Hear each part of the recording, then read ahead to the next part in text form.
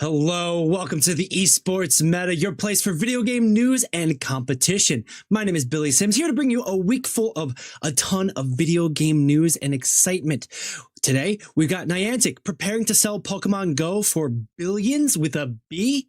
We'll see what's going on with that. Overwatch AMA with the devs revealed that Counterwatch meta is down 25%, a bit surprising and a bit more than maybe we all were expecting.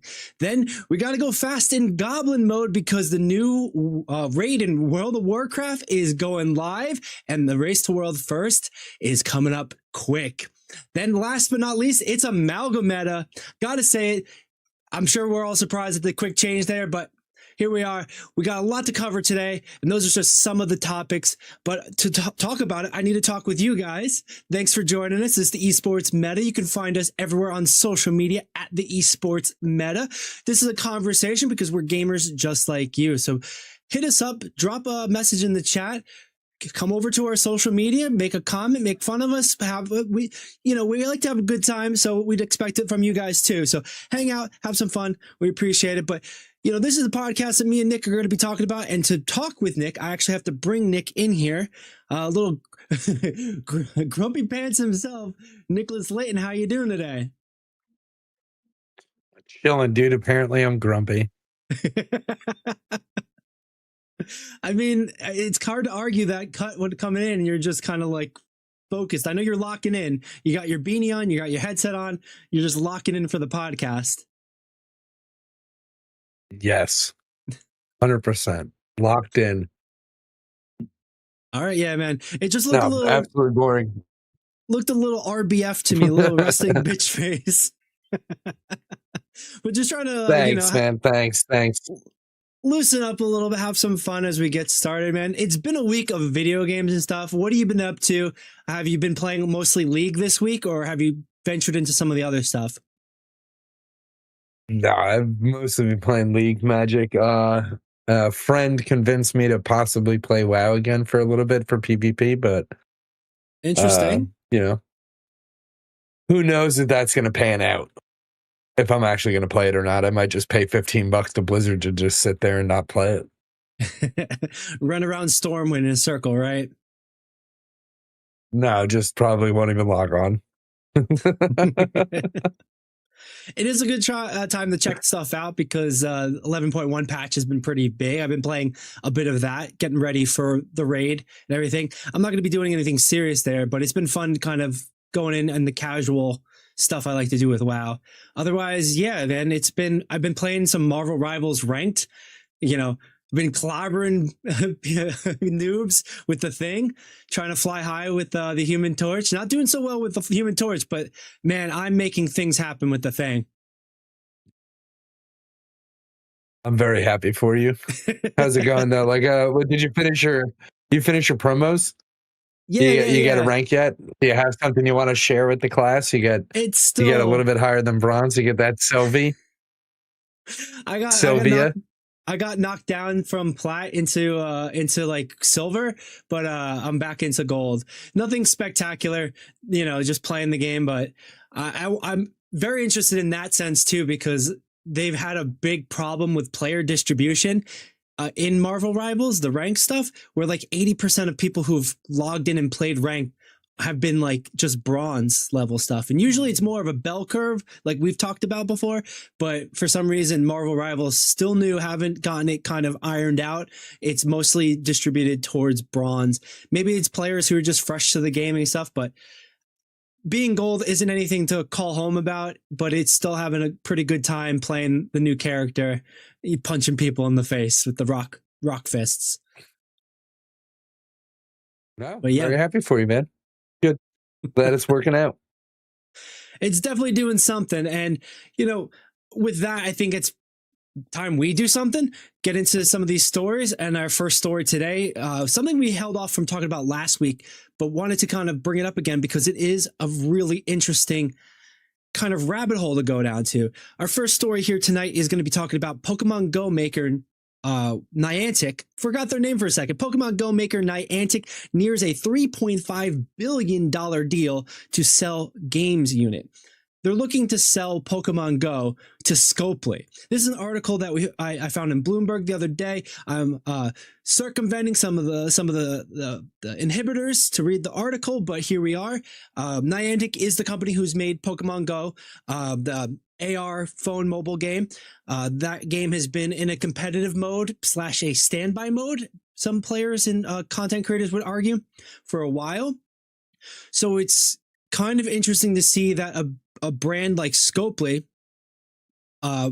makers of, what is it, Monopoly Go, Marvel Strike Force, I believe, and they have a bunch of other mobile titles, have interest in something like this with Niantic. They are a Saudi-owned company. I believe it's part of that effort, like we saw with the Esports World Cup overall. But Nick, this is a huge amount of money for a game that's kind of, it's the game pulls cash, it pulls players, but it's definitely past its peak. You know, what are your thoughts when you see something like this, where Scopely is eyeing a deal for $3.5 billion to buy Pokemon Go from Niantic?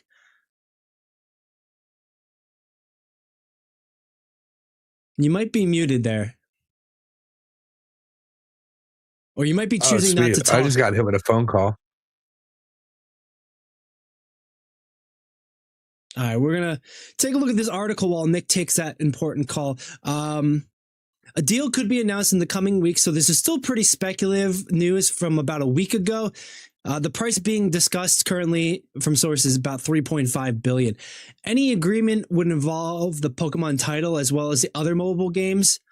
Apparently, Niantic tried to make what's it called? They tried to make a Harry Potter world. And I think they try to have done one or two other games with already name brand IPs overall. But generally speaking, this stuff hasn't been fully, successful as Pokemon Go has been. Scopely, owned by Savvy Games Group, subsidiary of Saudi Arabia's Public Investment Fund, which is the Saudi Crown Prince, which is the same team that funds Falcon Esports, I think, that owns the Face It League, and then has funded and created the Esports World Cup. So, Nick, I believe you're back and you're with us on that. I was just talking how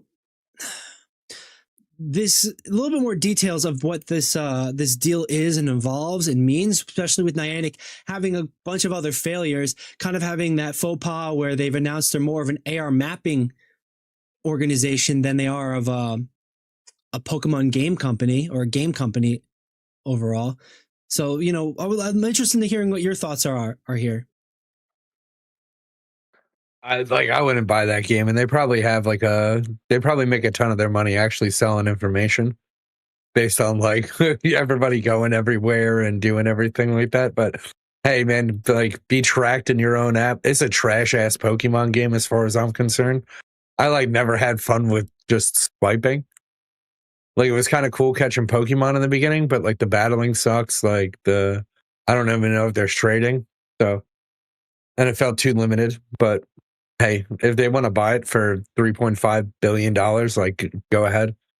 It probably has some unique fringe cases where you could use the data or the actual app itself for something that's not, I don't want to say intended, but something that you're not even thinking about. Right. The data itself could probably be used. Well, that's a lot of what recently was revealed with Niantic. They make a ton of money with Pokemon Go as it is. It does have a lot of microtransactions. They have increased the microtransactions with some passes, some tasks and paid tasks and research, etc. The in-game research is called. They have increased the volume they've put out for $1, and they've increased that price to $2. But that's happening once a week, twice or 3 times a month at least. So there's been a large volume of revenue coming for Pokemon Go and Niantic, but Niantic was sort of messing around in the background. They were taking that AR information, people having their phones in their pockets, walking around, they were mapping everything. And they kind of discussed how they're an AR map company looking for applications of that information and data elsewhere. I think that's an interesting point with that. Maybe Scopely and then the Saudi-backed team behind Scopely is also looking at that. But I think an interesting part might be it might be something else adjacent, right? If they have a Pokemon title under their inventory per se, then that's like another step in legitimacy. That's another thing they can kind of float. It is in competition across the world. They can push it into Esports World Cup easier. Maybe they have a pivot point for all the other Pokemon competitions stuff to bring it to the Esports World Cup through this sort of deal. Like it might be some sort of political move, and that's going to be floated and funded, so they're not going to really mind that it's at a loss per se, which is something that they've allegedly done with the Premier League in soccer, buying a soccer team there and operating at a loss, but then kind of working within the bounds of the rules to make it seem like there's not really a loss, because then they basically split the difference. They pay for it themselves through third-party business people, etc., through the terms and agreement adds the things that are allowed to do it. So this could be another way for them to kind of manage that. They already have a Marvel title. They already have that connection to like Disney. They already have a Monopoly Go title that's really successful under Scopely. So Pokemon might be the next sort of like bucket list political move there. I mean, yeah, you said it yourself, right? Pokemon is quite the name, just in general. But, as I said, like, not for me. And I don't know how you could use like the information besides like advertisements and stuff like that. But I'd be interested to see if they have to do anything with like the Pokemon company itself. Like, are they allowed to just sell off their game like that? I know it's not Nintendo's game or anything like that, but it is like the IP. Like, yeah, there's a lot of, like, I play Magic the Gathering online, right? And like as soon as the new company Dawnbreak came on, there's a lot of different like IP stuff that they have to like deal with. right. So like the certain things that come out in the new Pokemon, new Magic sets and stuff like that, they don't always make it there like immediately. And there's always something to like talk about. So who knows if there's a paycheck in store for the Pokemon company based on this, like 3.5, like $1.5 billion goes to the Pokemon company. Right. And they've been probably getting paid for a while through that license already. Niantic being the company that's essentially operating an AR Pokemon game for Pokemon. And like, that's not unusual. I know we just saw Pokemon Day and they announced some main series games from Game Freak, like the main series developer. But then there's a lot of other developers doing a lot of other things that they license out. And with how litigious Nintendo and Pokemon tend to be elsewhere, I can't imagine that they wouldn't have a say in who the license goes to and how, etc. But this might be a lucrative deal where, Scopely and the public fund could elevate and look pretty delicious for Nintendo, or especially with that family friendly front, right? Like, we complain about how Nintendo sells $60, $40 games 6 years after the game came out. But part of that is because of that branding, and part of that is that message of like, hey, we're family friendly, we're consistent products, like, here you go. So maybe that's the beneficial thing that's looking. It'll be interesting to see how this develops. $3.5 billion is a very, very, very, very, very large amount of money for any single game, let alone a developer of multiple games. But we'll see how that goes. Nick, how about this? Actually, I know this is not really, Pokemon Go is not really your game. It's not your specific kind of vibe and stuff, but with your sentiment, recently I've been playing Pokemon Go, and I've noticed that there's been a lot of UI changes, a lot of like mechanic updates. They're reworking things essentially that players have complained about over time, but then have finally done. I think the game is like 2016, for 9 years old, coming 9-10 years old, and they're updating this stuff within the last year or so. For your own speculation, as somebody who's more cynical on Pokemon Go, do you feel like that is like a kind of a big signal that they're preparing to sell, they're preparing to do away, or they're preparing for something else essentially? Because you know, it's been 9 years of like not really doing that, and then all of a sudden it feels like, hey, here's a battle pass, here's a new UI for the Pokedex, here's a new raid system, essentially.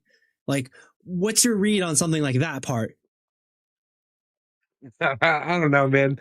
The new people coming in would have to like revamp some stuff to get like new players in general. Like, I really don't know how, besides the fact that like they've ripped off their game previous to Pokemon Go, it's literally just like the exact same game, just with a Pokemon skin on it, in case you didn't know. Yeah. I don't know. It's like a dumbed down version of Pokemon, like, and like typing half the time, like I don't know. I just think the game's just like straight booty. I thought it was like really, really cool, the beginning part, but like a lot of the frustrations that Pokemon Go gives you, it detracts away from the fun part of collecting Pokemon. Like, just saying like, yeah, man, if you want that Pokemon, you better take your ass to Japan. You better go there. Yeah, that's right. In that fucking mountain right over there underneath that leaf, there's that one Pokemon that only Japanese can get. Like, region locking Pokemon, not making it like more condensed in areas, and like, I'm not gonna say like counties, but like for a state, like you don't even travel your state to get like a lot of Pokemon. Like, I don't know. It just seems like a real, like, a lot of the frustrations they never worked on. They didn't give a shit. They just like waited for whales to just boost their numbers, which like worked because like it's a mobile game, man. It's gonna make money. I don't know. People spend money on mobile games. Like, Yeah. I don't. But like, you know, it's hard for me to spend money on stuff that I know. Like, it literally just feels like a waste of time. But that's Well, me. that's No yeah, hate, that's no hate towards people who really enjoy the game, but right. I was saying, like, that's just me. Like, That's definitely something that we've seen can be a problem when the game disappears, right? You essentially lose all that digital assets that you owned, which you don't really own. But yeah, they didn't really work on a lot of frustrations. There's a lot of player frustrations. They do have these annual events, PokeFest, Pokemon Go Fest, around the world. They've got a couple other ones. So they have kind of like done minor things generally to up the profit line, get people in the door, kind of keep retention. But like nothing that's, you're right, nothing that's like made the quality of life like that much. but these people better. have Switches though. These people have Switches though. Like, sell me on Pokemon Go when you could just play the regular Pokemon game, and don't tell me you don't have a Switch. Because if you're playing Pokemon Go hardcore, I know for a fact, like, there's a good amount of people like that grandpa who got 16 different, you know, devices running at one time while he goes around the city on a bike, on an e-bike or something, right? Like, that exists. But for the most part, most people who play Pokemon Go habitually have a Switch and can play Pokemon. So I don't, besides like the fact that you can get instant gratification with money, like, and that's like, that's weird. Like, you can do that in the games. Like, you're just not spending money. I don't know. I'm just saying, like, I really don't see the pull for it. And like how people are spending money now that like it's hitting me. Like, holy shit. Like, I know you guys all have Switches. Like, that's what hit me. That's what made me just like go on this tirade. Was that like, I know for a fact that they have, like, you have a Switch. Like, what game improvements could they make that doesn't make you go like, yeah, shit, I should just go play? like the new, like, Let's Go Pikachu is a better game than. I'm not going to sit there and sort of defend, defend why you should play Pokemon Go over something on the Switch. And I think you make a really fair point with that, generally speaking, but it is like another just avenue for things. And that's, you know, people like their mobile games, etc. But, my focus too with this is that they have been trying to make these UI experiences a little bit better, almost like they're polishing the package. And in my corporate experience, working in marketing, working with bands and music industry as well, like when people are positioning like that, when a product is getting polished up, when the UI experience is getting polished up, it really feels like they're kind of honing in, making it look good for, it's like washing the car before you're about to sell it on Craigslist, basically. That's the vibe I've gotten from that. And it's interesting that this came through, and we'll see if the $3.5 billion actually makes it through. And maybe we'll know by August when EWC Esports World Cup hits and when Pokemon World Championship happens in Anaheim, which, real quick, running over those details, that's when we are expecting Pokemon Go, as well as Pokemon Unite, the card game and the video game, to be competing at the Worlds in Anaheim. They have the launch page here with all the details, full weekend. Last year was in Honolulu. I do appreciate the aesthetic right now. This is going to be Blizzard neck of the woods in Anaheim, right? The arenas, the convention center down there in California, SoCal. So definitely worth checking out, looking forward to. We'll see if that deal for $3.5 billion gets solidified by then, if it's dropped, if it's moved on to another taker perhaps. But, you know, a lot to come before then. Nick, we've got another story to come up right now if you're ready to move into Apex Legends. Go for it. Let's do it. This was actually an article. Can I be? This is actually an article you sent me over last week, and we were talking about a little bit of the rumor mill. So we're not substantiating it, but through Dextero, it was reported that Apex Legends Pro is claiming that ALGS, the Esports League, is shutting down in 2026 as the pro scene dries up. The reasoning and thought behind this was sweet. One of the strongest Apex Legend pros in the game, storied history, stepped away from pro play, and he's claiming that pro play wasn't financially viable for himself, and that his scene is likely dwindling overall. That I think he claims later on that a bit about the esports industry as a whole, which is stuff we talk about. But where is the quote here? I think, let me try to find this, but generally speaking, this pro player was saying he made more money from playing poker online or in tournaments than he did from his Apex Legends pro play in esports. That could be a winning thing. I don't know his record. I'm not familiar with Sweets, but that's also could just be indicative of like the grand vision of an unsustainable esport that, you know, we're kind of seeing the back end of. So, you know, with this news, Nick, and with like this pro player and knowing a bit of Apex, Nick, what's your thoughts here? What do you see as far as Apex Legends doing as far as an esports goes in the future, the next 2 years?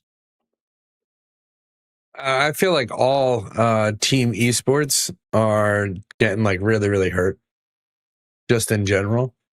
Like, it's really hard to maintain a roster paying everybody like certain amounts of money, especially if some of them are like, you know, superstars in the game itself.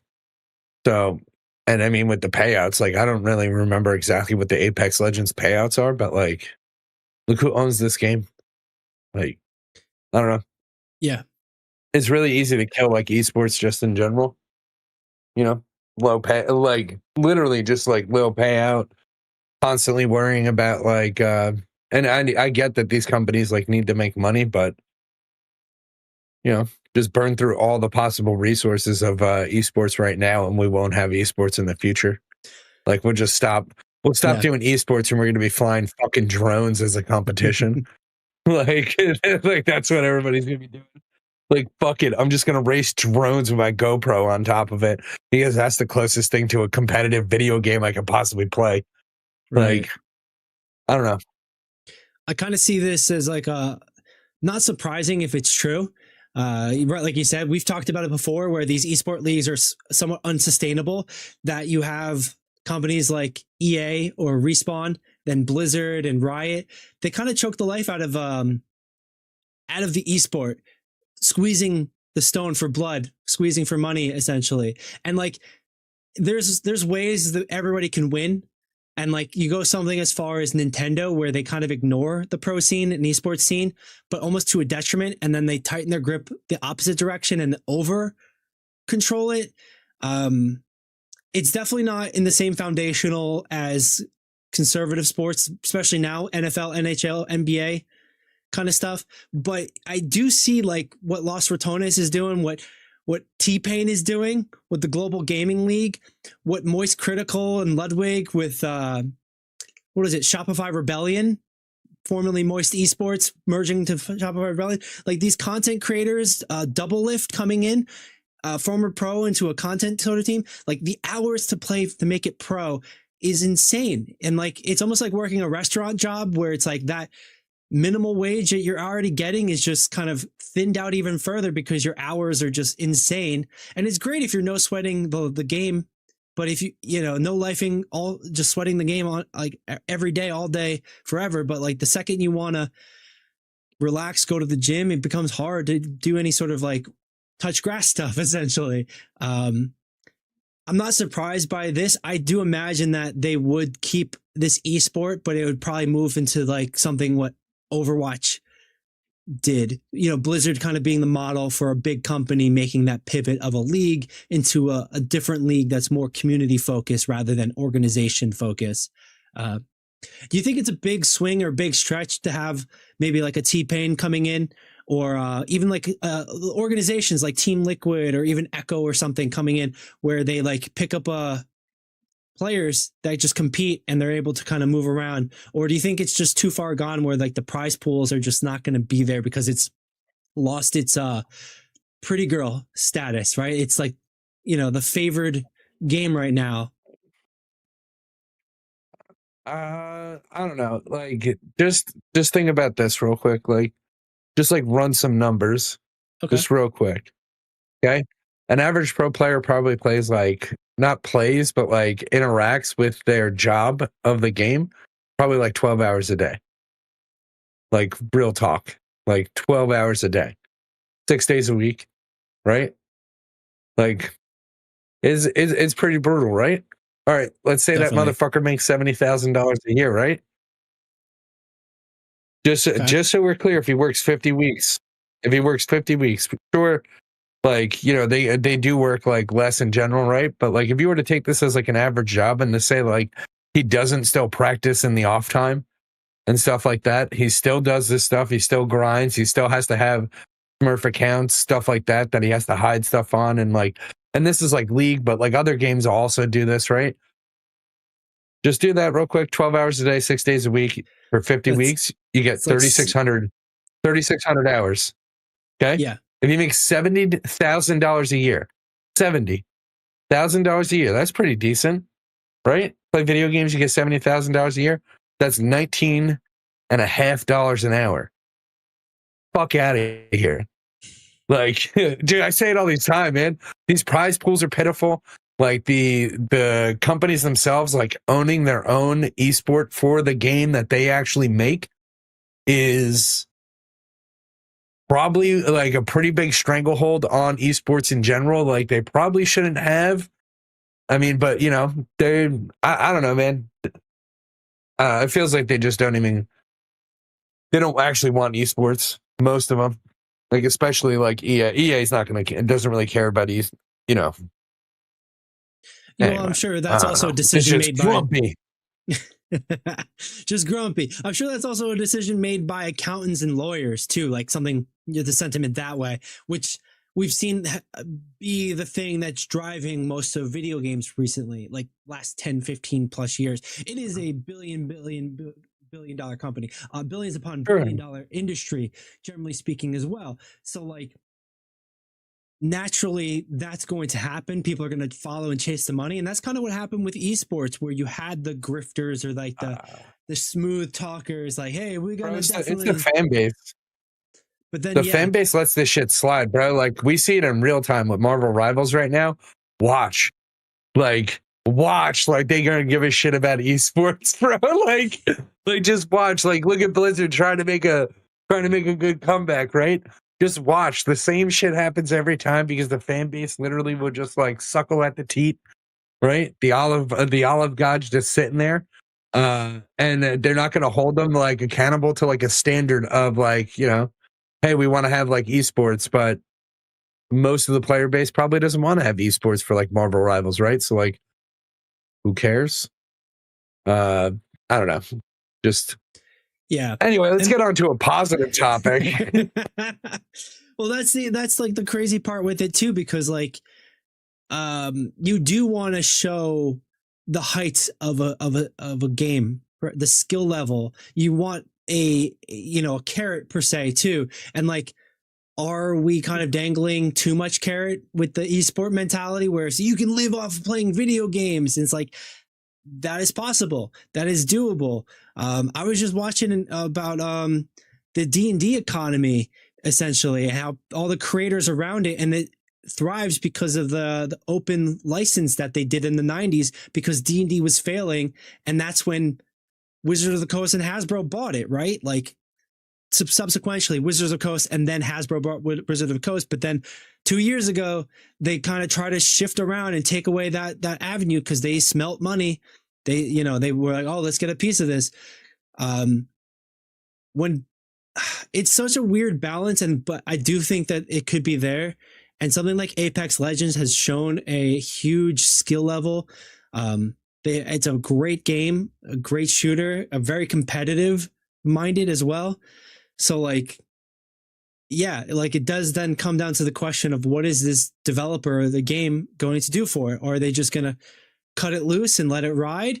Like we saw with Multiverses after less than a year.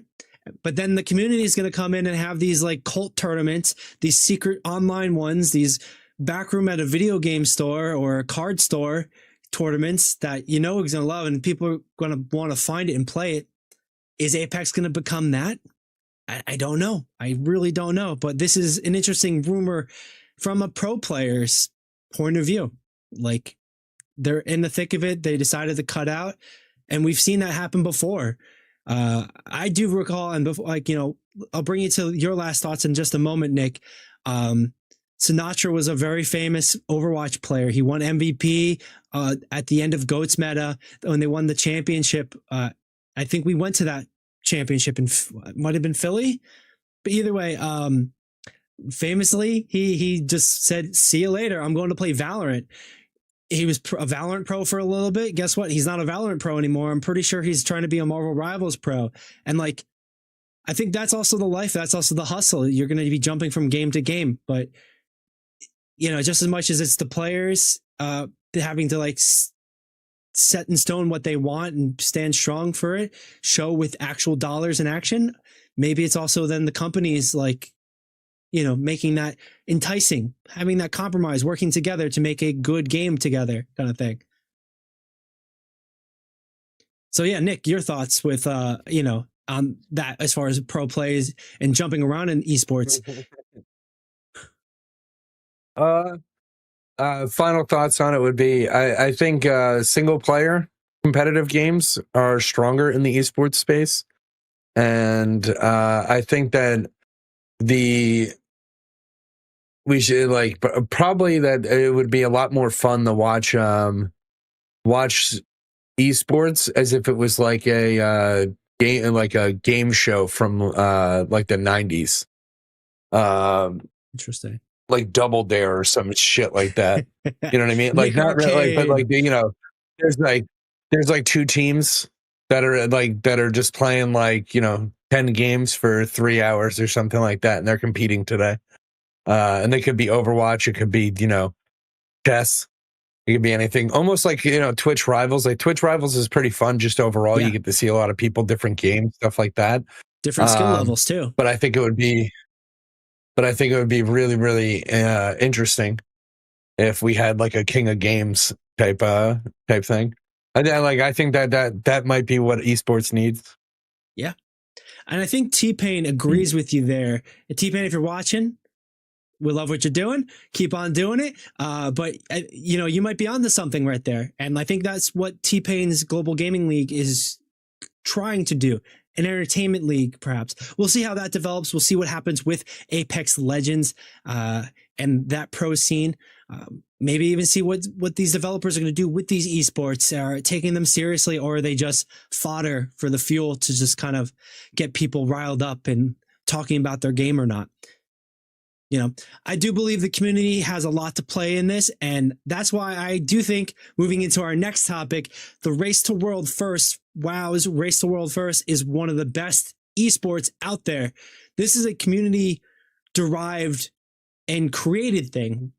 Blizzard has never tried to organize an official Race to World First. They never lead the thing. They've become a part a partner essentially of the process, but it's these organizations that are initially doing it for charity, trying to get that notoriety. We were the first to do this. So we've got Race the World First, the Liberation of Undermine, coming up tomorrow, March 4th, launching Mythic Week. Nick, I know you just said you renewed your subscription perhaps to WoW. Have you seen anything about this new raid, this goblin-centered city raid? Nah, dude. No, I haven't seen anything about the goblins. Are we going to find out what's his face? The fat goblin is a dreadlord? I don't know about Dreadlord, but he's definitely up to something. Yeah, it's my favorite. That's my favorite thing that I hope happens, is that we find out that the fat goblin is a dreadlord. That'd be pretty cool. Well, Gallywix is the main antagonist of this patch 11.1 for The War Within. He is dominantly showing himself here in Undermine, the Goblin City, the mythical Goblin City. This is the last place that was on the original launch map that they finally made. We finally get to go check it out, and here we have the raid that's going to be experiencing it in full. Let's do this. Well, let's talk about the esport first and foremost.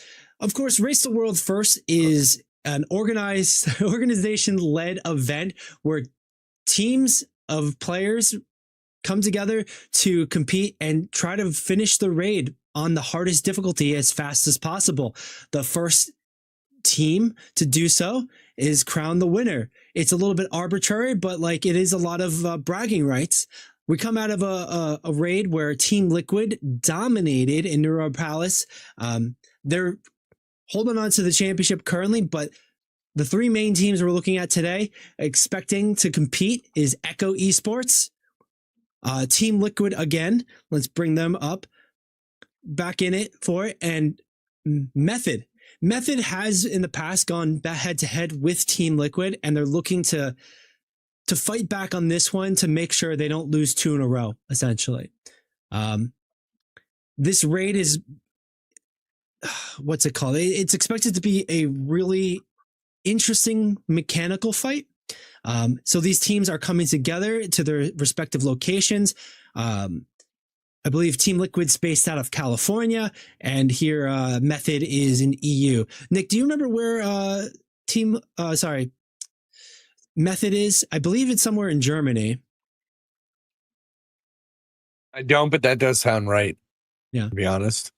I know I would probably bet on Germany. They're like the esports organization over in the EU, and especially with WoW. It's cool to see how, like I said, this is not a Blizzard run tournament, but they do have a part in it because they do keep a close eye on the mechanics and how they're performing for glitches, as well as just the overall playability.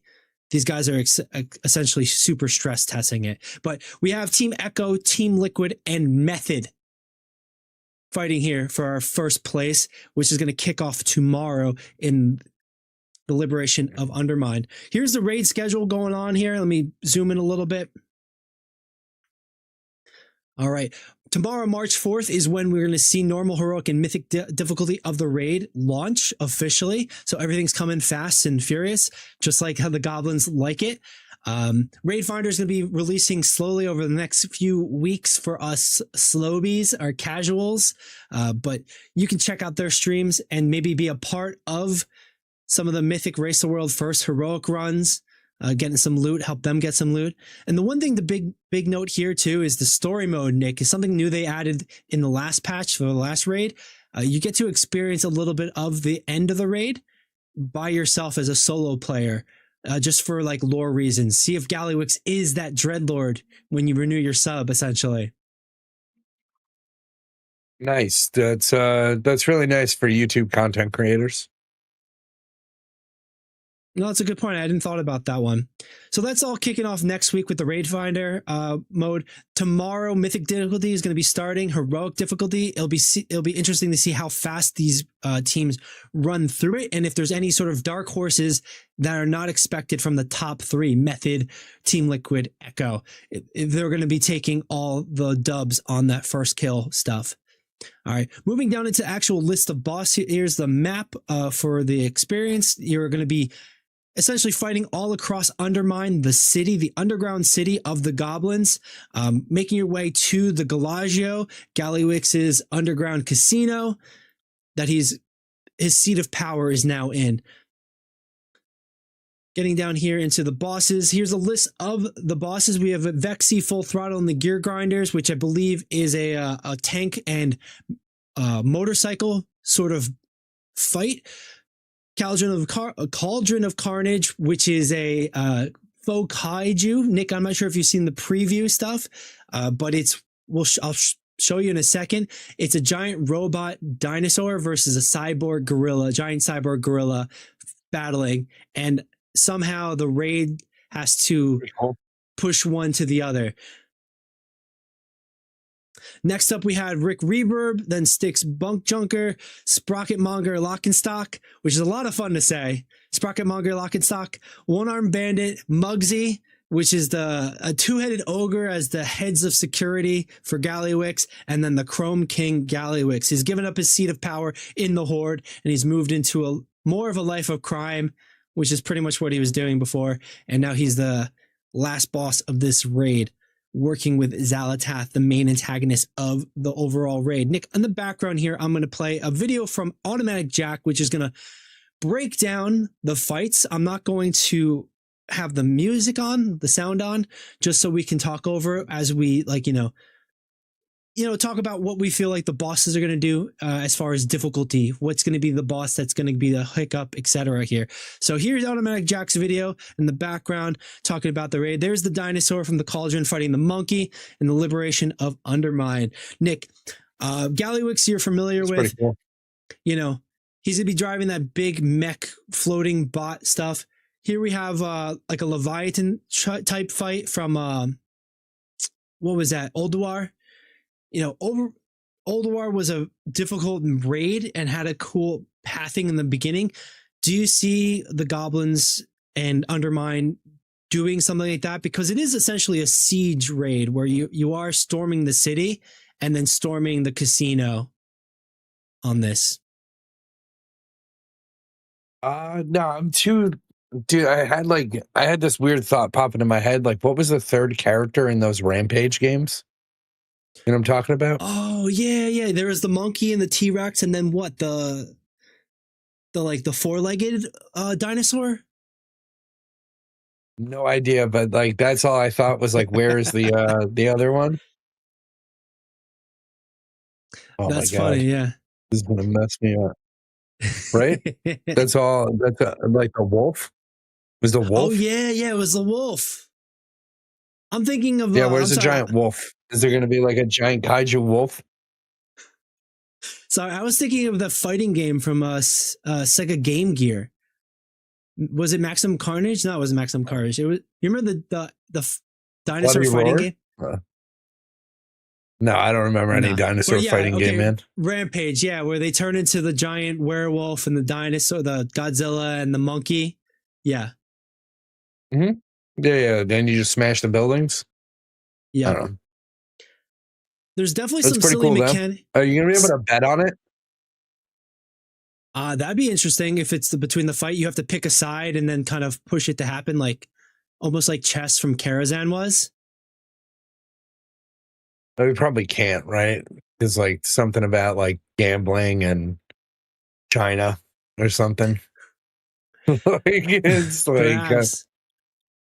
perhaps. I'm serious. How it's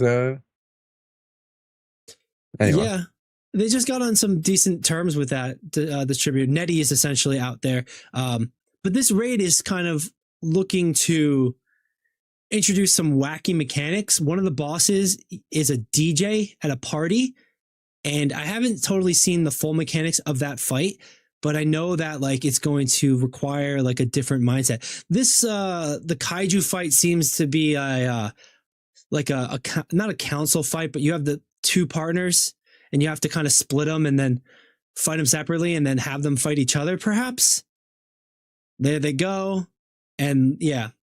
So like there's gonna be I think a lot of interesting mechanics between like something like the DJ one. The previous boss where we saw the tank and the motorcycle gang, I believe you have to hijack the motorcycles from the motorcycle gang and then drive them into the tank to have them explode. So like little key things like that. You know, is there going to be a good balance of like everything looking like visual clutter, visual craziness, or is it going to get, you know, pretty clean as far as what you're supposed to do? I think that's always a big question. We're gonna have like raids. a DDR type game mode. Perhaps with the DJ. You gotta jump to the left, jump to the right, go forward, back.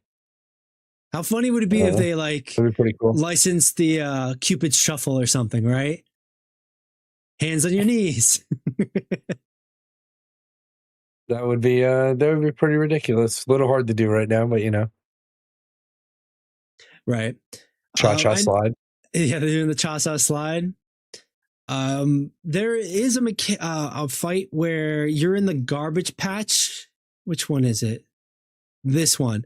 You're in the garbage patch, I believe, and you have to Katamari Damacy the boss at one point.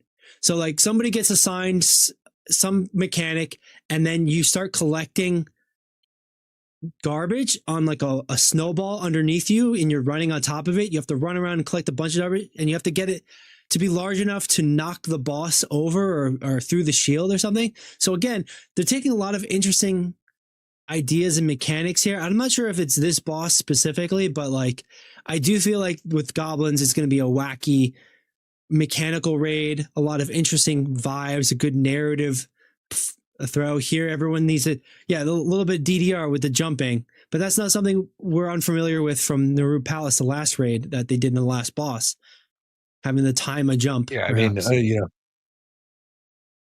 know, everything's basically a safety dance. Like, raids are tank and spanks or safety dances. That's pretty much like, or I guess also zerging it would be another one. Those are the three aspects of World of Warcraft raiding. You're right. You're right. Yeah, here we have the garbage raid where you're Katamari Damacying it. A little bit of a buffer delay right now currently. Let me see if I can roll that back a little bit. But yeah, you're essentially Katamari Damacying a bunch of this garbage so that you can like get rid of bombs or hit the boss. Here they are pausing, explaining a little bit. But I do feel like this Goblin Raid, it's going to be interesting to see what comes through as like a difficult thing. I think there's only 6 or 7 bosses total.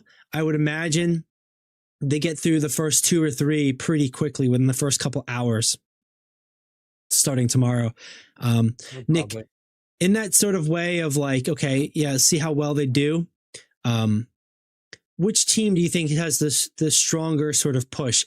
Echo is the dark horse of the top 3 because they've kind of fallen off, but they've had really strong matches or events where they haven't had the full power of the organization they used to. Liquid has been on a hot streak a bit, making moves, winning, and Method has lost the last raid, but might be, you know, looking to eye back a comeback. Which of those top 3 do you think might, you know, shot in the dark, gonna make some moves here on this raid? Is your boy Max got it in him this time? Yeah, no, I rep Team Liquid all the way, bro. Everybody else straight trash. Absolute Saturday. Absolutely yesterday's paper. Okay, just a bunch of old news. Right, it's all about Team Liquid. I imagine too that's got like me when I was fucking sneezing. Timed it perfectly. So yes. Annoying. Gotta make you look bad, man. That's my job, right?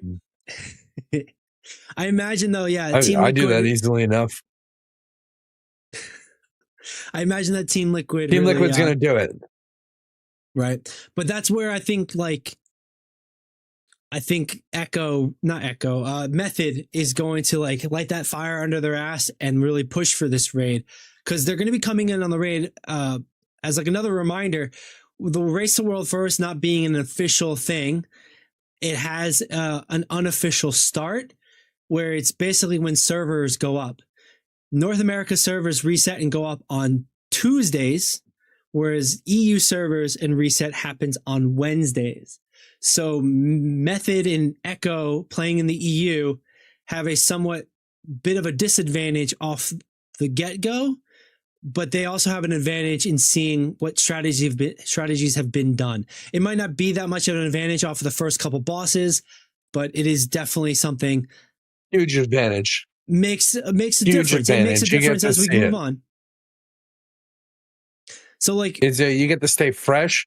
You get to run through bosses a little bit easier. Like you don't have to. You have to do it. And like imagine that you knew the answers to the first 10 questions of a test.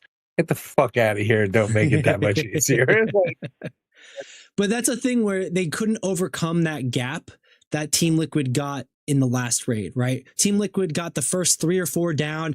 They hit the first hurdle boss, the one that checked gear, essentially, that was a little bit impossible to do.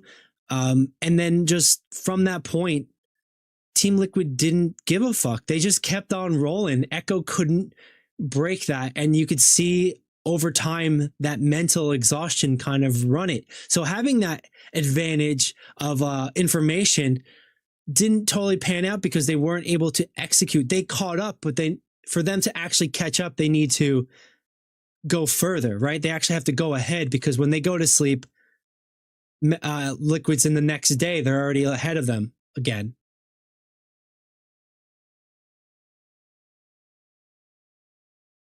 So yeah, so it's a lot of yeah, I mean, they get to it's really beneficial. It's a lot better than going in blind on everything. So I would rather see people that like not that I would really prefer to go second in that case, but like if you have to, at least you get the benefit of knowing all the information, like what pitfalls to just avoid in general, what team comps like work in general. You don't really have to waste that trial and error, and that's a little bit of gold here and there, just in general, Yeah. I like the way you put that there too, because like a fighting game, if you and I were competing in Street Fighter or Tekken or Smash Bros, any fighting game, the standard practice is map ban, map pick, character pick, and then we back and forth it on that. So like going first might have an advantage, but then going second also has that advantage.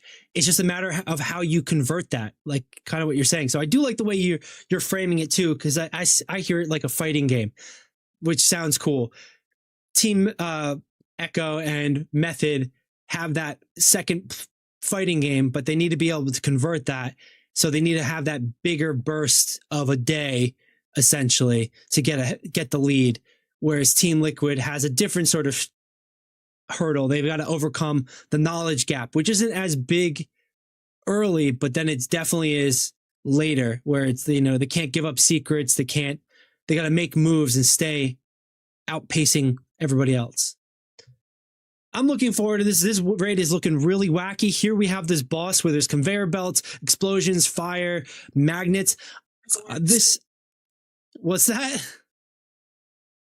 Oh, I'm sorry. I heard myself for some reason. But it's going to be interesting to see how this works out with this boss. I believe that was the 4th or 5th boss, which is usually where we see the big wall interrupt everything and like stop and slow down these raiders overall.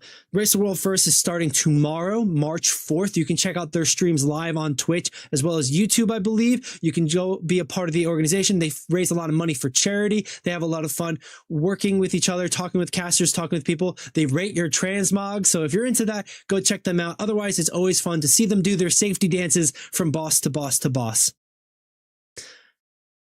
Nick, any final thoughts before we move into our next topic?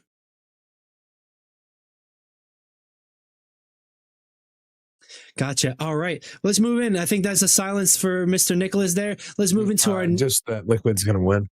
I don't think it's even going to be a contest.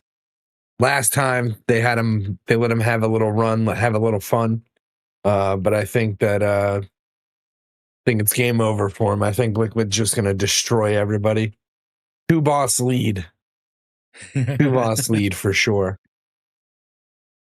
Yeah, let's see it happen. Let's see it go. I think it's about time we go and move into our next topic of the night here.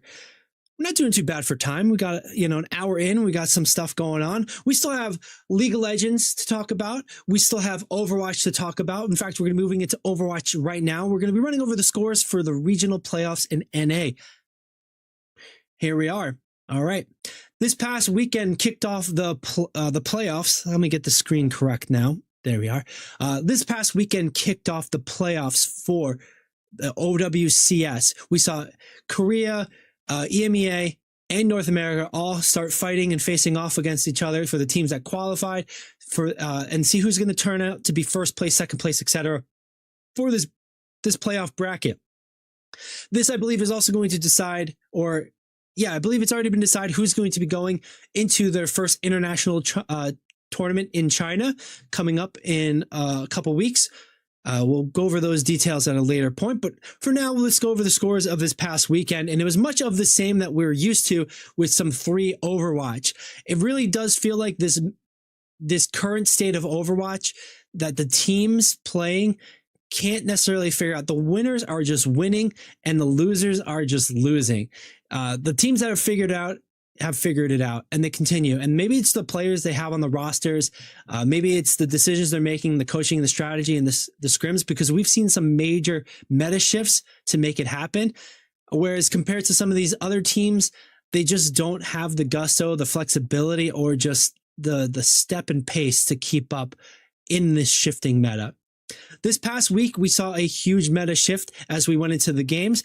Space Station Gaming played Timeless in our upper bracket semifinal. Space Station was our number 1 seat, and they chose Timeless. They called them out and you ain't going further than here, boy. And they 3-0'd them. Next up, Nightmare faced off against Team Liquid. Another matchup that was chosen because Nightmare and Team Liquid, Nightmare didn't get to choose, but they've played each other just last week, and the results were much different. Nightmare was feeling pretty confident, but got shot down by Team Liquid. Team Liquid taking the win 3-1. That knocked their 2 teams down into the lower bracket. Timeless faced off against Avidity, and Nightmare faced off against Rad Esports. Timeless went straight for it with Avidity, not giving them a chance to make any sort of lower bracket run, winning 3-1. Timeless has really looked strong against the bottom half of the teams, but has struggled against the top half. Our final game for this last weekend was Nightmare versus Rad Esports. Nightmare getting knocked down to the bottom, but that's about as far as they've gotten knocked so far. They go up. They take the victory 3-0 against Rad Esports. We're looking forward to this next weekend of games as well for North America. Space Station is going to be playing against Team Liquid. We're going to finally see an actual battle of the top teams. These both have shown a lot of prowess. I think Nightmare is in there in that top 2, top 3 aspect as well. See if Team Liquid can continue the momentum from the coaching to take on the strongest looking team in North America, Space Station Gaming. Then in the lower bracket and seeing what's going to happen in the run here, Timeless versus Nightmare head to head. My bet's on Nightmare being the team that's going to really make the moves. Timeless has shown some weak strategy and inconsistent play, but Timeless also has the option to make it so this weekend. Nightmare has been a tough opponent and won't go easy on them, but we'll run through and see how that ends up going. I believe we're a little bit behind as far as delay, Nick.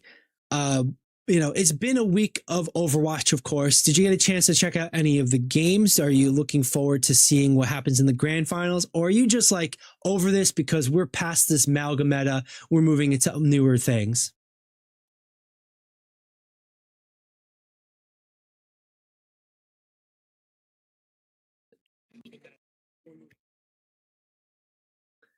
There you go. Let's see. I didn't watch any of it. I'm going to be completely honest with you. Dead game. So I haven't really kept up with it. I've just been I've been waiting for it to resuscitate. I'm gonna play I promised you I will play my 10 provisional matches to see where I end up. Just so that I could literally still speak on this game because of how much we don't think it's dead. I'm kidding. That hurts my heart, man. No, like I haven't been watching it, but I have played a little bit because I did tell you I was going to do the matches, and who knows, maybe I'll do my Marvel Rivals ranked matches so I could be ranked higher than you real quick, so I can rub that in your face because you're probably sitting there just going like, I throw fire, I'm Human Torch, I'm the best.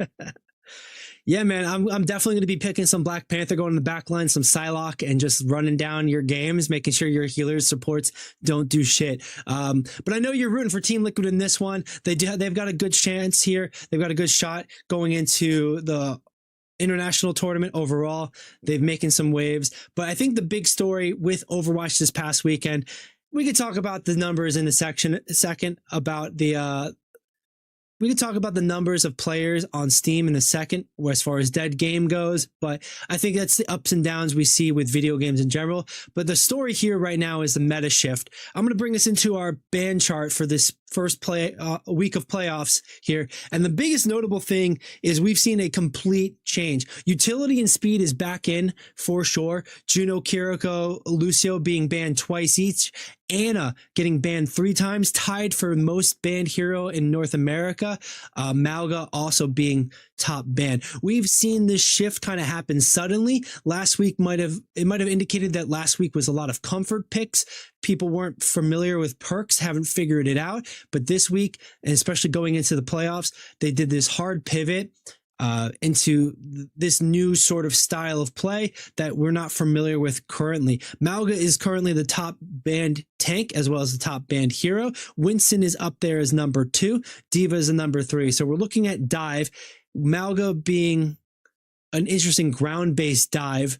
That speed from Juno and Lucio definitely making stuff happen. Kiriko cleansing him out, keeping people up, and Anna's just Anna. One of the interesting things I will note, and this is where I'm going to want your thoughts on it, basically, Nick, is that Pharah is one of our most banned DPS heroes. There was only 4 DPS heroes banned, whereas in previous weeks, including last week, Torbjorn was banned like 5-6 times. You had Tracer, Cassidy banned. Here we have Pharah, Genji, 1 on Tracer and 1 on Widowmaker. This is a drastically different thing. I can expect that Widowmaker bans that's been static through the year, where you're kind of just banning that one person who clicks heads too well. But what's your thoughts on Pharah here? A little bit of a stream delay, so let's see what you got to say.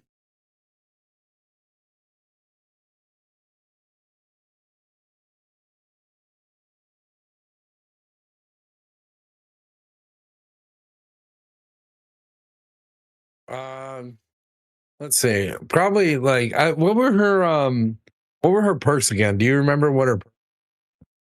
Yeah, the Conclave. What's it called? She can. Her ult can move. That was one of them. And then I believe she can recharge. She gets shield instead of HP, and then her concussive sucks people in rather than push people out. I think that's the 3 I remember.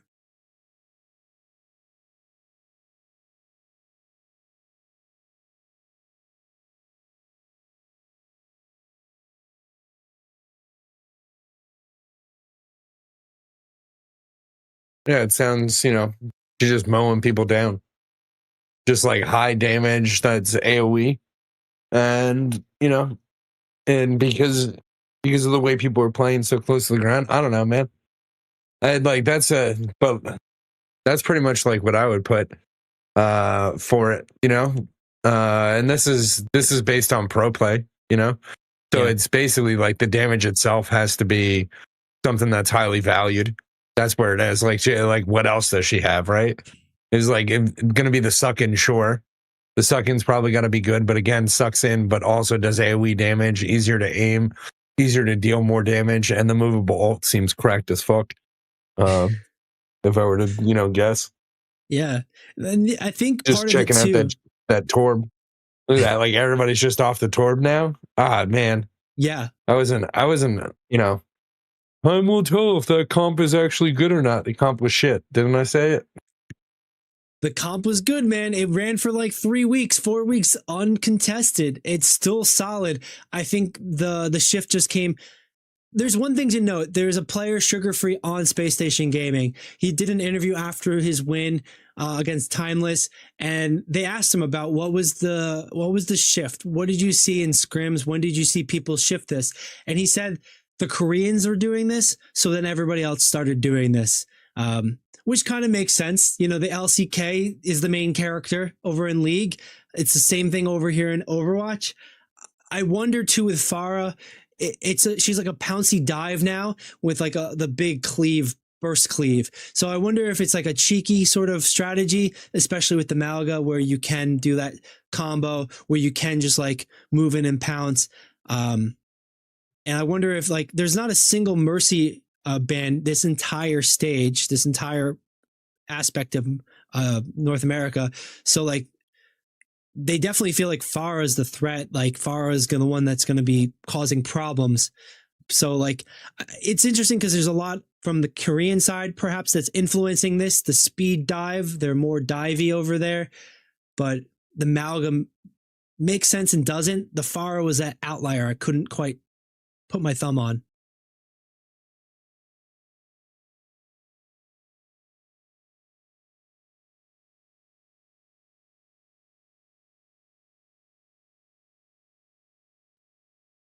It could just be like the overall damage from the champions being put together is just too overwhelming for any healer setup in general, right? Like Magua does great damage, and Farah is going to do great damage, especially like in a time with like an ultimate, right? Like if you're pressing point, if it's really if it's a good opportunity for it, it's going to be a lot of damage overall. And like who else are they picking, right? Right. Yeah. No, it's a fair point. They're definitely not picking Torb anymore. And I wonder, like, if he's just not cutting it for anti-dive, he became the dive target. So, like, they're just counting. Or if it was just a speculative switch where they're going to compete against APAC region, then they need to play like APAC region. If it was just a coaching strategy that way. We'll see as it continues. I believe we've got the next round of games coming up this weekend, and we've got the international tournament coming up in the next couple weeks overall. Overwatch has been in an interesting spot. The meta has definitely been shifting. This was a very quick, drastic shift, but more or less, we've got something else to talk about with Overwatch, and that specifically is the Steam numbers. Mentioned and alluded to it before. Nick has been joking about it being, and he's kind of serious, has a dead game. I've seen some memes where dead game, not dead game. People are picking sides, of course, about this, that, and the other thing. Marvel Rivals is better. Overwatch is better. Back and forth. I'm in the camp of we can have two cakes. Let's eat them. Cheers to you, Flats, in that analogy. I think it makes perfect sense. But I think the one thing I want to highlight here is the numbers. We don't get to see numbers behind the scene on BattleNet and Blizzard. They do not disclose them. They kind of disclose an overall at the quarterlies for investors, but specifically we don't see game by game. We don't see breakdowns. We do have, though, access to Steam numbers and Steam chart. We went over some of the mixed reviews last week and saw how the game is kind of trending to a stabilized aspect, but specifically looking at the numbers for the game hours played and the players playing, player count overall. I think that's large enough. Yeah. So we have an all-time peak of 75,000 lifetime. Last 24 hour, the peak was at 28 and 24,000 people playing last 2 hours.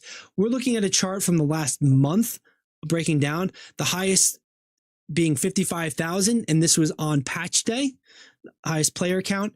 But we are seeing a slow trend up. I'm not going to sit there and tell you this is copium. I don't know if the overall trend, I don't believe the overall trend is doing good, because looking at, over the last year, it was 60,000. It had a steep drop by November, December, when Marvel Rivals started, and then has kind of continued in that trajectory since that point. We have seen a big spike up for the patch with the perks, and then we saw it kind of come back down, which isn't totally unusual and might be indicating that split. The people who are playing on Steam are going to be splitting their time on Marvel Rivals or Overwatch, or just picking one or the other, generally speaking. So the trend on the overall is still kind of looking in that downward spiral. But I do want to note the last month, it's on an upward sort of trajectory, not by much, but a little bit. And same with the 3 months.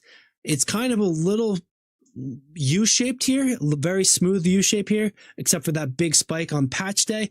But we are seeing a bit of a higher average of numbers overall. Nick, I'm going to kind of stall for some time, so jump in when you can here.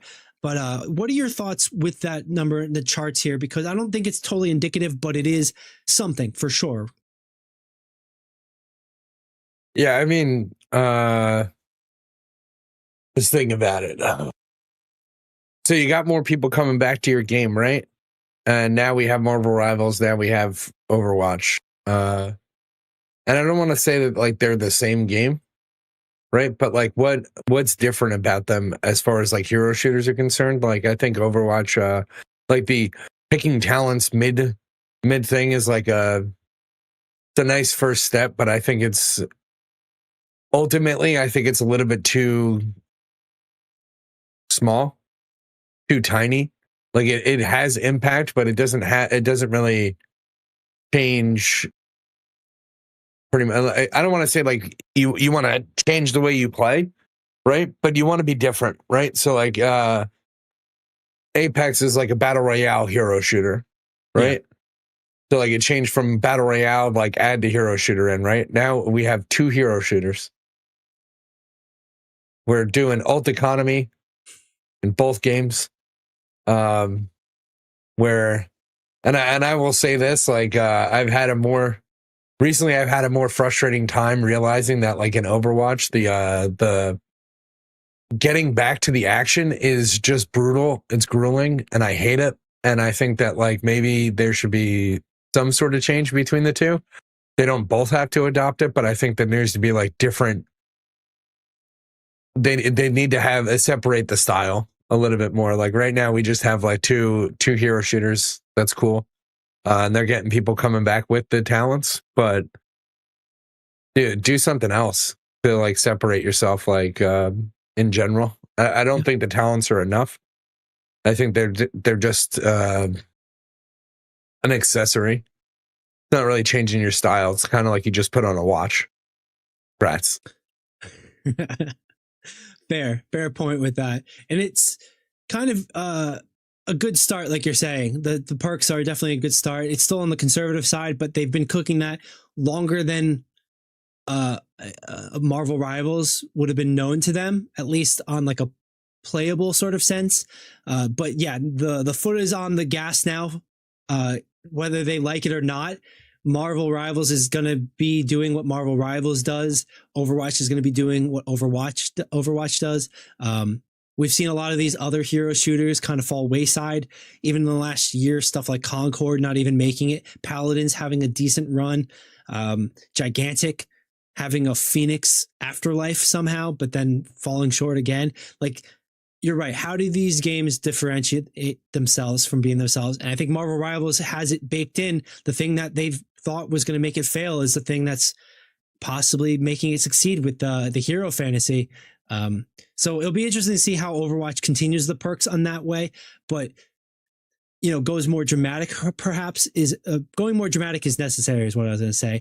I do like what the numbers are doing. I don't like where they are overall, but one step at a time. I wouldn't call it a dead game, but that a lot of this fight is about changing player sentiment. People called this a dead game a year ago, 2 years ago. The numbers did not indicate that, the peak on Steam was 60,000 a year ago, and the all-time peak was 75,000. So like they were pulling good numbers when people were saying a dead game. A broken clock's gonna be right twice, of course. This, I hope, it just isn't that case of that. And I do want to see the developers, like you said, Nick, make that definitive move on where it is. But in that, Nick, unless you have other thoughts, please interrupt me on this. I want to move into a developer's take, because I think this might also kind of show of that player's indication, that movement, mindset, etc. Let's go for it. Okay. Wonderful. Disable. Perfect. There we go. Bring us into a developer's take. This was an AMA they had on Reddit this past Friday, I believe. And here is the blog post overall. They got to answer a ton of questions regarding perks, regarding the game in general. Alec Dawson, Custa, also now part of the game team, and I believe one other gentleman took to Reddit, and Kenny Hudson, senior producer Kenny Hudson, that's who it was, took to Reddit for this AMA, and they answered a lot of pretty interesting questions. Goals, expectations for the future. They do seem to have the philosophy of going a bit harder, changing some things, maybe doing some seasonal. But the one thing I wanted to note here specifically is that somebody asks about, somebody asks about the, where is it? Give me a second to find this. I probably should have found this beforehand. They asked Alec Dawson about just how the perks have been going and counter swapping specifically. Scott. I'm going to control F this, try to find this a little bit smoother. There we go. Okay, so it wasn't Alec Dawson that answered it. It was Scott Kennedy, who is Custa, former pro player, then talent on the broadcast for Overwatch League, analysis, and broadcaster generally. The question was, do you view perks as a way to limit the counter picking and power spikes of certain heroes? If so, do you think they have shown early signs of achieving that? And what adjustments would you make going forward? Any examples of heroes you'd want to shore up in that respect? So this is something a lot of people have talked about. This is something we talked about specifically, that it felt like it gave more incentive for players not to counter swap, not to counter pick. Scott Costa goes into saying, we did want to add more friction to counter swapping, and we've seen that drop quite a bit since season 15's launch. It's been some time before players settle on how much less they want to counter swap, but ranked role queue on PC, we've seen players swap 25% less and more at the highest ranks, Masters Plus. They swap even less. So generally speaking, it seems that perks have, at least for the start, slow down counterwatch, slow down the idea of players having to think, oh, I need to rock to this scissors, right? They're giving them options, there's different strategy to play in, and they're giving them something that they're losing if they do, not just ult charge, but the perk building here. Nick, this felt like a pretty big sort of, this felt like a really big number. What are your thoughts when you hear this, and like, especially in this little portal that we get behind the scenes of a statistic that they have like this? All they're doing is just forcing players to feel bad. Like a lot of the perks in general, how do I put this? Like the reason why I said it's a nice like first step is like they're so basic that they feel like they're just part of the kit. And I don't think that like it doesn't really feel like good when you get them, but it does feel bad when you lose them. And that's not good design. And it's not really a good thing to brag about. Like, well, because it feels so bad to lose these things because they feel so normal for a lot of the kits just in general that, I just don't think it's like as valuable statistic as like they might think it is. Sure, it's like down for now. I'm seeing it as a valuable statistic overall. Not necessarily they are, but I kind of do feel like, because like we've talked about like behaviors like this, even lane swapping in League and how that makes it for a bad experience and boring. That's player behavior. And how do you change a player behavior? Like League is testing out tech that actually is going to detect people lane swapping when they're not supposed to, or et cetera, right?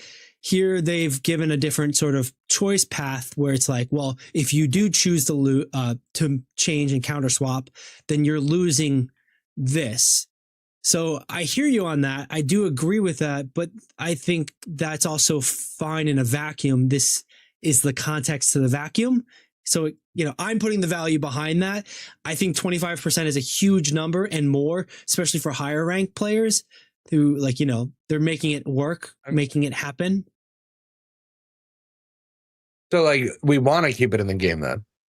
Like I just don't understand like the like even like thinking about like reducing it. Like if like either you see that it has a purpose or you see that it creates poor Well, what are play you saying patterns there? and poor player behavior where Counter that swapping, do you or want counter swapping to happen? Yeah. If you don't want counter swapping to happen, guess what? Super simple. hero lock? Yeah. Yeah. It's super simple. Oh, but now you're taking more shit away from the player. Like it's like again, it's like very like Blizzard is very reductive on like when they want you to do something. They're not holding your hand, they're fucking hitting you. Like it's really like what they're doing. There's no hand holding here. It's not nice. You're just losing stuff. Before it was just a little bit of alt charge for swapping because like half the time the way the game plays out and the way everybody picks champions and stuff like that and heroes and the way these hero shooters player behaviors end up happening of DPS players, this, that, and the third. It force like no swapping. People already don't swap, right? Like you got these Hanzos that like, oh man, they picked good champions against Hanzo. I'm still not swapping. There's just like a lot of little things like so. I just don't see the like them bringing it up. I guess like the question itself, like like should be more of like, do we want Counterwatch? Like, do you want to play that game? Is it actually crucial to the way the game plays out? Like currently it kind of is, but like all they're doing is making you feel bad for the thing that they kind of don't want you to do, but they want you to do it sometimes. Like only if you're really, really forced to do it because your team comp is so bad should you ever have to switch. And in that situation, guess what? It sucks even harder because not only are you losing so bad because your team comp sucks, now you're going to lose more stuff for swapping because guess what? That's what they put in there to stop the people from counter swapping. Like, I just don't know. There's a lot of different ways to go about it. Either you want it or you don't. There's really no, like, it's just like lane swapping. There's no, oh, sometimes it's good. No, either it's bad all the time or it's good for the game. And if it's good for the game, you need to design other ways for the players to have more fun and actually have more But at that agency. point too, we're talking about Marvel Rivals. We can do a 6 DPS comp, right? That's somewhere that Overwatch has been. We've been in those games where there's 1 Roadhog and 5 DPS, right?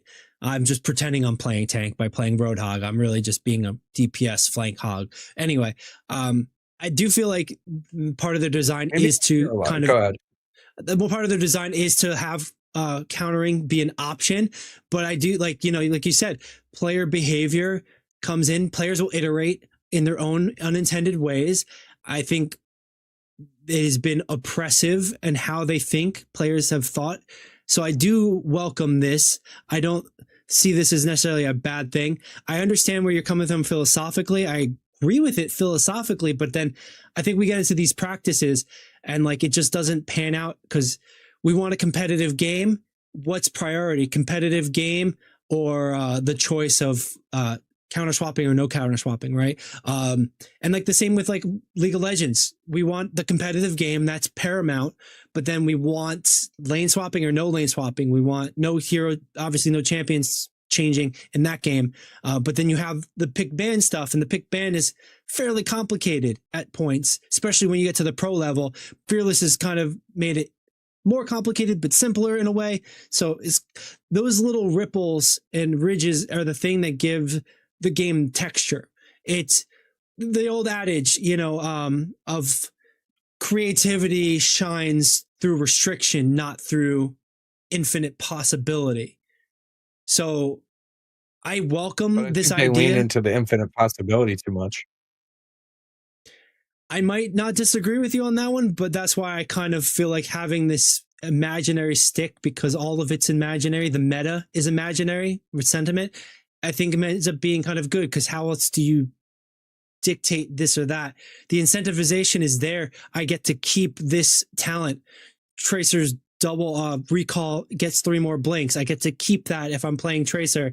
Is also the positive part of of the negative. I'm losing that if I switch to Torb. So like, yeah, when the rubber hits the road, how does it look? How does it feel? And yeah, philosophically, I agree, man, but it's tough. It's a tough sort of design question overall for what you want in your game.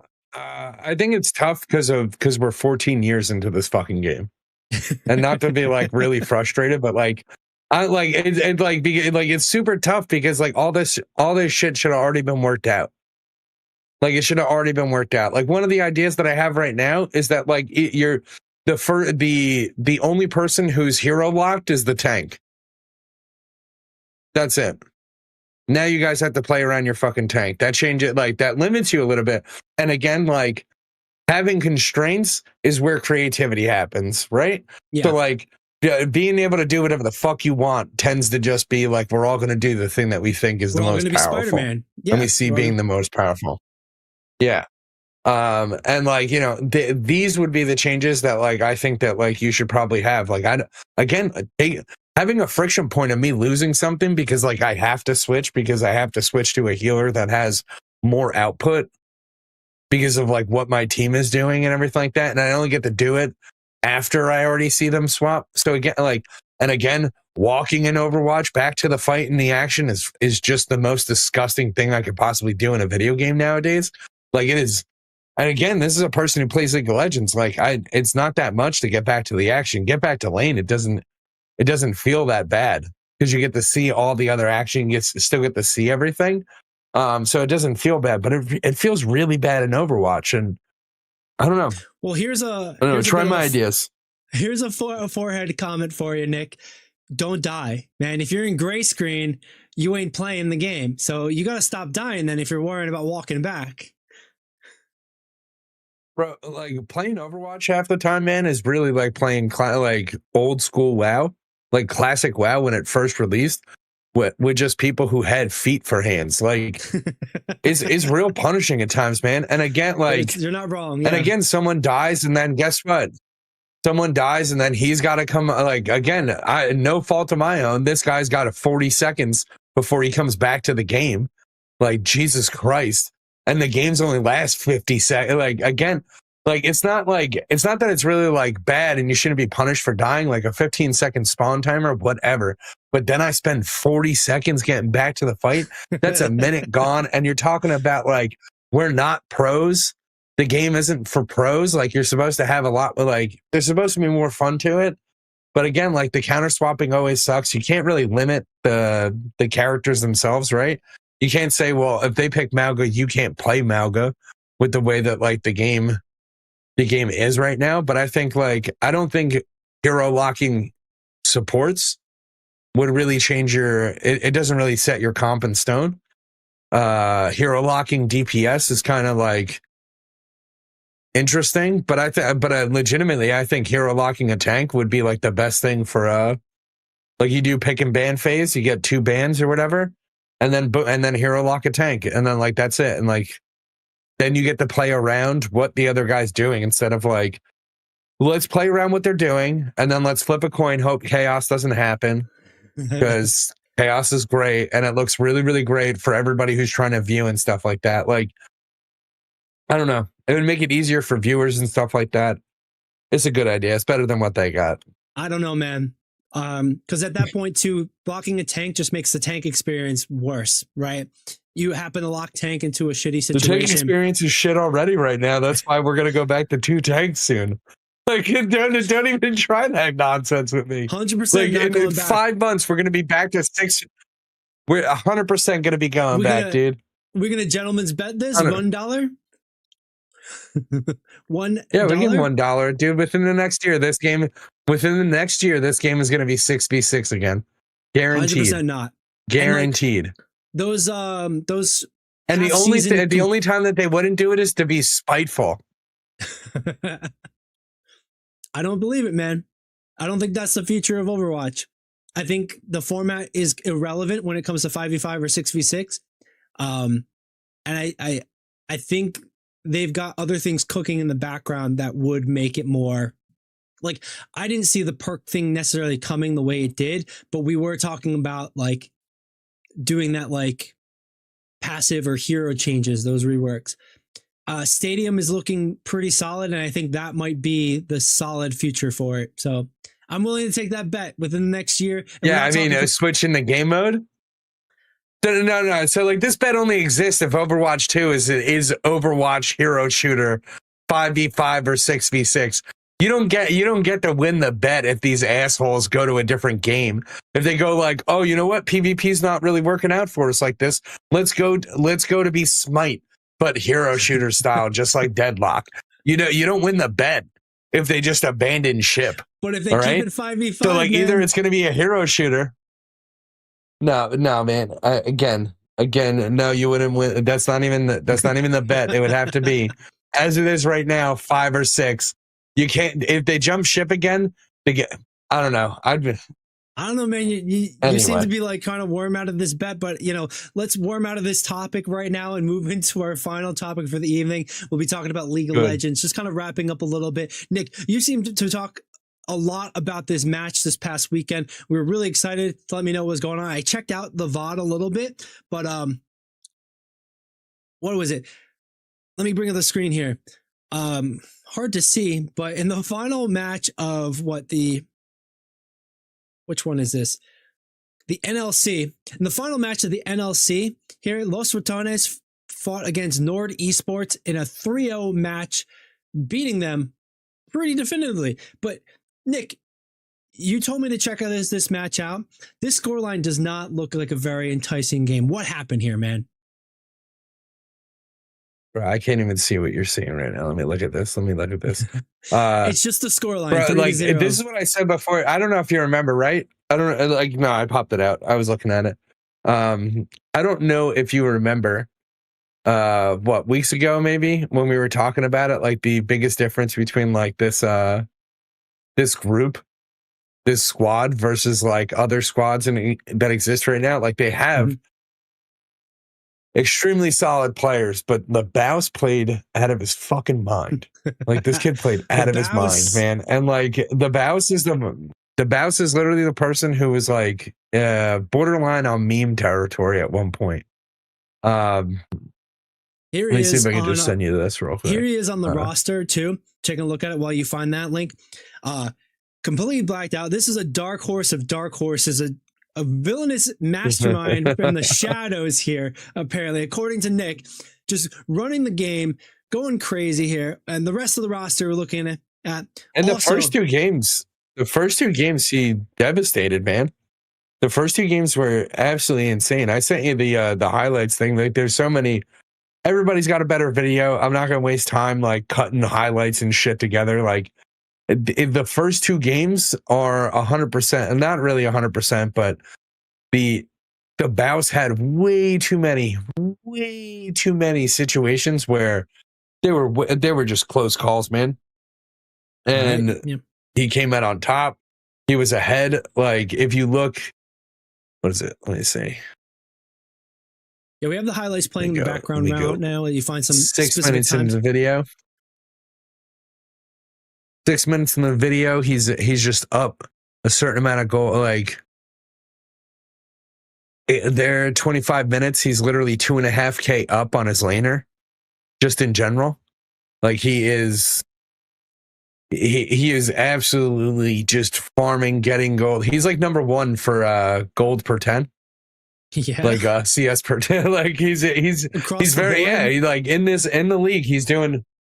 And the people that he's facing, like the crazier part, right? The people that he's facing, they're not noobs, right? Santorin's an ex-pro, like Santorin and the top laner are an ex-pro. Like he is rookie, bro. Like this is his rookie thing. He's only lost one game his whole professional time so far, which is like just a really funny stat of being known as the most killable king, Demon King, right? And it was just a really, really fun series. Like watching these guys and then having them just like absolutely decimate was phenomenal. Like absolutely phenomenal. He was up way too much gold. At 26 minutes, he was at, and remember I said at 25 minutes, he was at 2.5. Yeah. Right. At 27 minutes almost, he's at 5.5K up on his laner. Like How? Like, it's just, he absolutely, it's just what he did, man. He just farms. Like, it's very calculated on a lot of the farms. Sometimes it's not. The precision on But some that, of though, these is fights were, that's incredible. For the precision for you to be that much up yeah. and have the timing and like just the, you know, this game is just as much of a dance as WoW can be at times, right? But then you have to worry about the other teams jamming you up, etc. The PvE, PvP part of it. Yeah, man, that's wild to be that much up on goal. Here, Baus gets taken, gets jumped. The team almost comes in and rescued him, but man, like, This is game 3. Game 3 was not the best showing for the Baus. And it, you know, it's, they've already had 2 games with 2 of his good champions. And in game 1, Nemesis also played one of his picks. So another pick that was like basically like taken out. He couldn't play that one in the game 3. So he went for AP Jax. AP Jax is not too great, but basically what he had to do in this part in game 3 was just eat it. He just had to try to be useful, and he just had to eat it. And that's basically like what happened. And it was awesome. He ate it pretty well because the rest of his team cooked. You know, I like that meme now where it's like, you know, obviously everyone talks about cooking and whatnot. I like the reheating nachos. The team reheated his nachos. He made the nachos earlier in the game. The NordVPN seems to come at him in game 3, lock him down with the picks, lock him down with the strategy. And then the rest of Los Ratones, they just reheat his nachos. They reheat the Baus's nachos and go to town. I'm going to keep saying that meme over and over again until you stop me, Nick. That's fine. And again, like game 2, like game 1, he was at 27 minutes. He was up by like 5 to 6K, and they ended the second game within 26 minutes or something like that, and he was up by 7K. Like it's a disgusting amount when like items are worth 3,000 on average, right? Like 3,500, stuff like that. Like a little bit cheaper sometimes. That's just items. That's 2 full items over a person. And he's playing like an AP tank. Like he plays very aggressive styles. And he also, you know, it's just great. It's just absolutely great. It was an awesome series. It's been great to watch them win this. And they get to go to the EU Masters tournament. So, and then that's their next challenge, dude. Their anime arc is great. I hope that they like legitimately. I think that they should have like a manga or a manhwa or an anime, just like real quick, just like, you know, 5-minute shorts here and there. I think it would be awesome. They're really on a journey. That's for sure. And the journey continues as they keep making moves here. It's still just blowing my mind. I'm not the most wrinkly brained when it comes to League of Legends, but knowing economy in that game, having that much of an advantage, you're diffing your counterpart on the lane. You're diffing the rest of the other team somehow. And like, it's wild, man. So it's good to see this team making those moves, playing at that skill level on this high level of competition as well. They're not just playing some random college team or some group of friends. This is, like you said, pro play. So really interesting to see how they do in the European Masters. But we have to actually move into what's it called? A little bit more of information, League of Legends, because we've got the first stand tournament coming up, and we have a finalist roster of who's competing. You know, they finished out the competition, and we know who's going to first stand. We already reported on 3 of these teams. We have the last 2 officially confirmed. So from LCP Split 1, the CTBSC Flying Oyster struggle with that one a little bit. They're going in from LCK Cup, Hanwha Life Esports, from LEC Winter Split, Carmine Corp, Team Liquid from the LTA Cross Conference, representing North America and South America, and then from the LPL Split 1, Top Esports coming in for the competition. This competition is starting next week, next Monday, the 10th, the round robin stage where everyone's going to be playing against each other. And then from there, they're going to be moving into the bracket stage by the weekend. Nick, Team Liquid all the way, or NA's just not going to get this done this time around?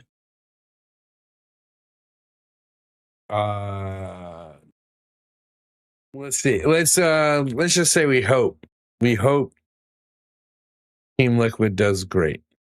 I'm not going to be as confident as I am with the race to world first at all.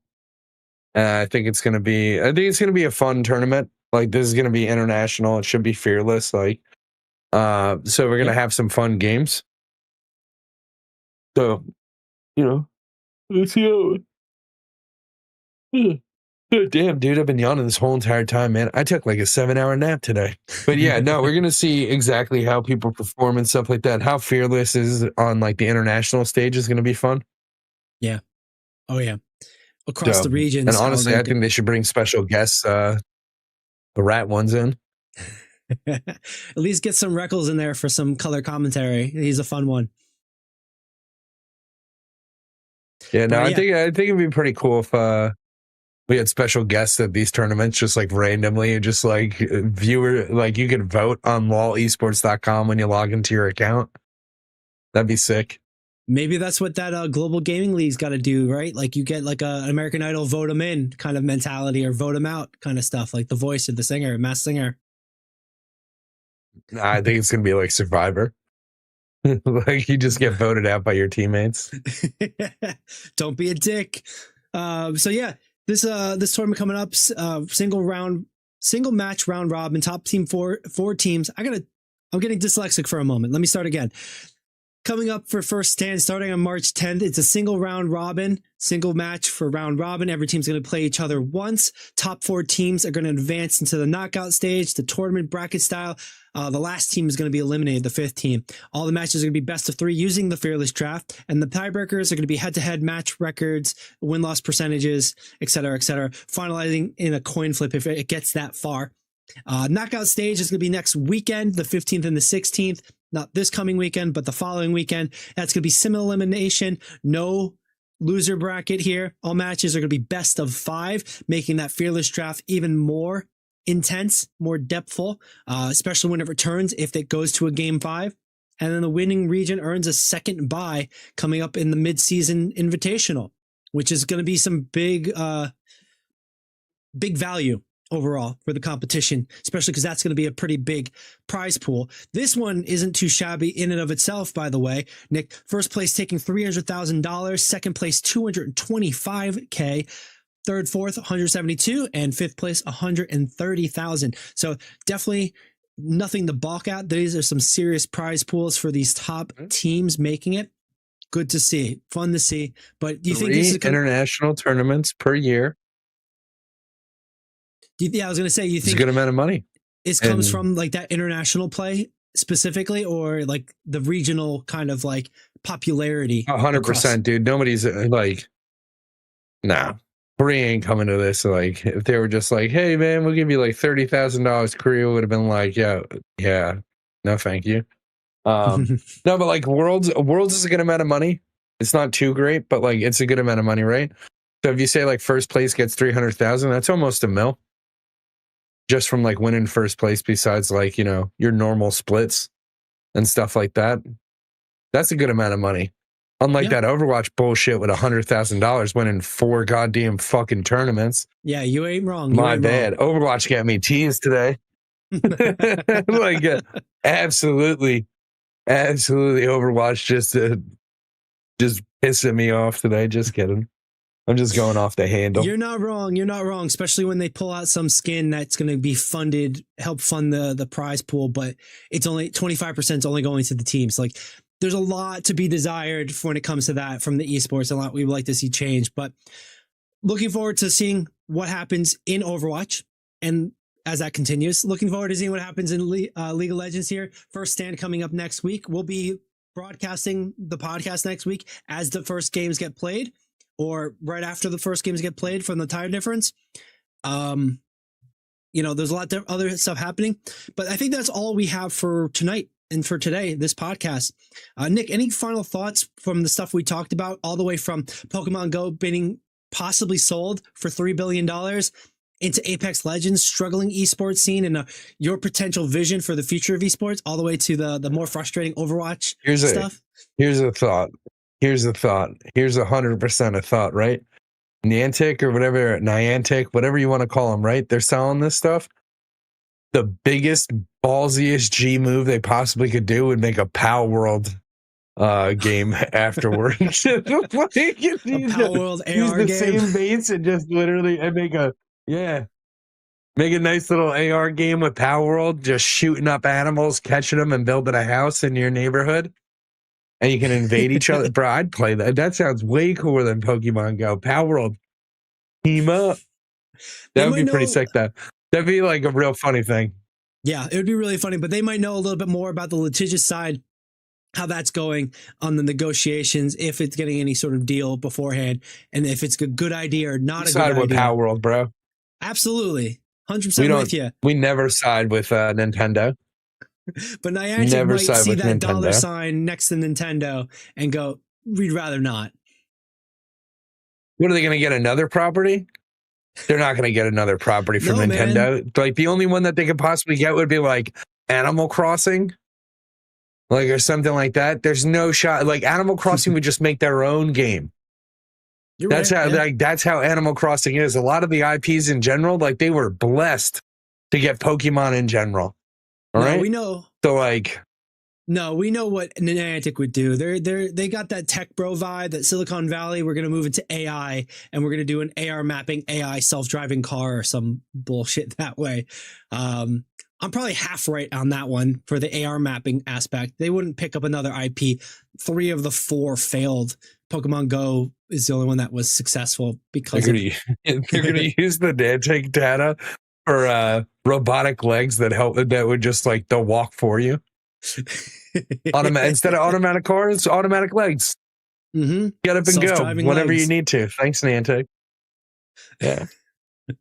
All right, man. I think we're getting a little wacky off that one, but I'd love to see that little ATST walking around, kind of Wall-E style. But I think that wraps us up for today, man. I appreciate you being here. ATST? ATST, Star Wars, man. Those walkers. What the fuck did I just hear? Come on, man. You're making me look bad. It's an at saint? ATST, I'm making you look bad? I swear it's a thing, man. I swear it's a thing. ATST, Star Wars. Oh, you're talking about those things. All right. Yeah, no one knows the name of those things, man. Damn. Everybody in Star Wars, like, I geeked out a little too hard, man. AT-ATs are the big one. AT-STs are the small ones. And then they've got the smaller ones, the walkers, where people sit in them. So you get little robot legs that self-walk you, okay? I was trying to nerd the reference, so I'm sorry. Anyway, I think that should wrap us there, Nick. Let's get out of here. Let's get out. Let's see if we can go ruin your Marvel Rivals rank tonight a little bit. or just ruin mine, but either way, that's it for the esports meta. Thank you for joining us. If you liked what you're watching, check us out on YouTube, subscribe, hit all the internet buttons. That really helps us out and gets us to more people. Otherwise, you can check out our social media. We're everywhere that you are, at the esports meta. If you don't like it, only if you don't like it. If you don't like it, or you don't like anything that I said, no. If you don't like anything that I've said or anything that we've done, just message Billy. He makes me do all of it. Mm-hmm. He's the reason why any of this happened. 100% scripted the entire time. I didn't lie. You're the reason why this happened. It's not a lie.